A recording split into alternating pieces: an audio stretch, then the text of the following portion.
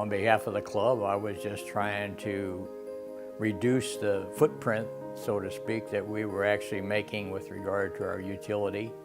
So I had a local solar rep from Sun Solar come and give us an estimate. And then the estimate, of course, was quite high. So I went to the Central Bank of Boone County, and I got an audience to listen to my proposal. As a nonprofit, they weren't able to take advantage of the tax and depreciation benefits like a for-profit organization can. And so thinking outside the box and looking at different ways that we could help him, not only with the loan side to purchase the solar panels, but also help with taking advantage of the tax benefits. We were paying roughly $1,200 a month on the average, and it reduced it to $700 a month.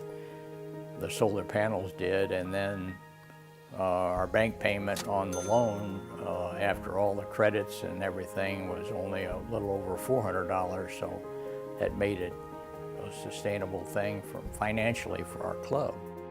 We feel very strongly that as an institution, we ought to be sensitive to the environmental issues of our community, and we feel very proud of the fact that we were able to do that. Nice feeling to know that we'd actually done something that someone would recognize, that we were trying to save energy and make our building more sustainable.